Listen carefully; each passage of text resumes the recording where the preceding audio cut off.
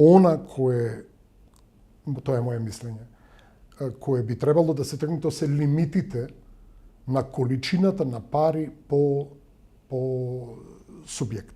Значи, вие ако одите на големи конгломерати, јас не знам зошто би постоел лимит на тие субвенции. Нема потреба од тоа, затоа што во големите фарми, тоа го знаат доста сточари кои се, може да би 20 на сточари се во Македонија кои имат поголеми фарми, многу добро знаат какви се инвестициите. Тоа се милионски цифри, зборувам во евра. Рачунете дека денес една крава во зависност од квалитетот цената и од 2,5 до 3.000 евра. Зависи каква крава.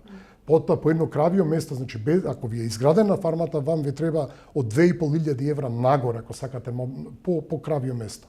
Сега рачунете вие ако имате 500 крави. Колку се тие пари. Затоа лимитот на големите фарми, на големите конгломерати, сметам дека не треба да постои. Тоа не треба да постои затоа што инвестициите се преголеми во тие фарми, ги прават непродуктивни кога инвестираат во нивните капитални инвестиции толкави суми. Значи, вие да ја подобрите ефикасноста, вам ви треба она што го зборувавме пред малку. Вам ви треба извонреден концепт на фарма, значи кој треба да е скоро безгрешен. И ние не треба да измислуваме топла вода. Знаеме како е тоа во Холандија, знаеме како е во Англија, како е во Франција, како е во Германија, во некои области. Значи, таму е веќе униформност, концептуална униформност постои на фармите. И вие ако не стигнете до тоа ниво, вие повторно нема да бидете ни ефикасни, а со тоа ќе изгубите и компетитивноста на пазарот. Значи, затоа од таа причина, тоа е лесно да се докаже, постои повратна инвестиција и од тој аспект доколку се стимулира баш млекопроизводството, напротив, јас мислам дека големите фарми треба секогаш да имат предност.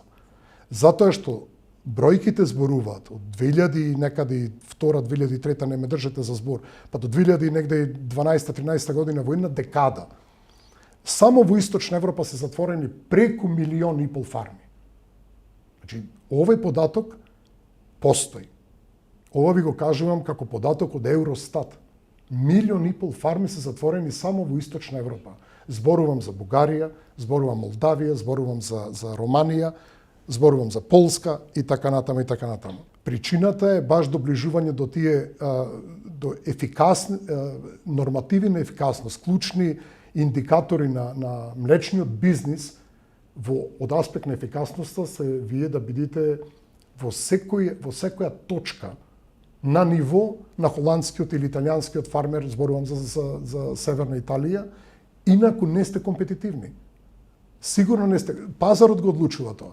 Немојте да мислите дека тоа се правилата ради правилата. Не, правилата се заради тоа да има регулиран пазар, а вие во регулиран пазар самиот потрошувач ќе ви одреди со цената на профитабилноста каде сте ви. Ако сте неефикасни, не постоите на пазарот. И тогаш таа капитална инвестиција ќе оди в дупка. И проблем ќе биде за вас, проблем ќе биде за банката, проблем ќе биде и за целата држава. Од таа причина, јас сметам дека кумулативниот систем на субвенции не треба да има лимит кај големите субјекти.